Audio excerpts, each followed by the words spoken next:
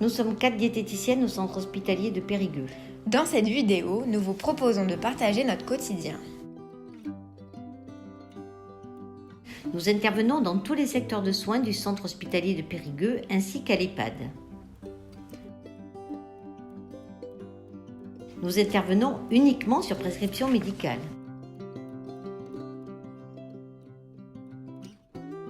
Pour commencer, nous consultons le dossier médical du patient et d'après les données, nous évaluons ses besoins nutritionnels. Attention, un patient obèse peut être dénutri. Pour lutter contre la dénutrition, voici nos actions. Nous agissons avec l'ensemble du personnel soignant et, bien sûr, avec la participation du patient. Pour la réalimentation du patient, nous devons évaluer en premier ses apports nutritionnels spontanés, c'est-à-dire ce qu'il consomme à chaque repas et aux collations. Le calcul se fait à partir d'un relevé alimentaire précis sur 1 à 3 jours. Et d'un coup d'œil, prévenir la dénutrition chez un patient à risque.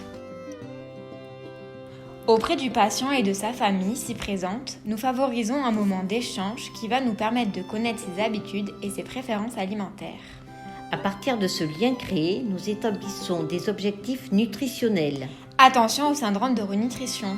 Nous proposons alors des menus qui lui sont adaptés et personnalisés. Choix de la texture.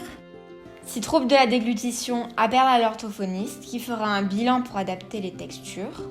Il y a aussi le fractionnement alimentaire, etc. Pour arriver à atteindre les objectifs nutritionnels, la cuisine centrale nous propose un repas standard qui apporte 1900 kcal et 80 g de protéines par jour. Différentes textures sont proposées, la texture normale, hachée, moulinée, voire mixée. Attention au régime restrictif. La Société francophone de nutrition recommande de ne pas combiner plus de 2 alimentations thérapeutiques restrictives en raison du risque de dénutrition. Nous pouvons proposer un enrichissement des préparations culinaires. Bon moyen d'augmenter la ration en calories et en protéines sans augmenter le volume alimentaire. Rendez-vous prochainement pour nos astuces et recettes. On peut proposer également des compléments alimentaires hypercaloriques et hyperprotidiques. Uniquement sur prescription médicale. Attention, ils ne remplacent pas un repas. Si nous n'arrivons pas à atteindre les besoins nutritionnels du patient, une alimentation entérale peut être envisagée. Elle consiste à administrer une solution nutritive dans le tube digestif par l'intermédiaire d'une sonde. Il est important pour une prise en charge optimale de réévaluer périodiquement les apports alimentaires du patient, son poids et son ressenti sur la stratégie diététique mise en place.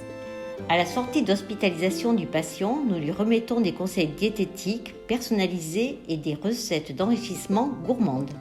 Nous nous assurons que la prescription médicale des compléments nutritionnels oraux si besoin soit transmise. Nous faisons également le lien avec les autres structures de soins ou EHPAD pouvant accueillir les patients pris en charge. N'oublions pas, l'alimentation combinée avec l'activité physique est un moyen efficace pour lutter contre la dénutrition. Et pour finir, nous proposons un suivi diététique.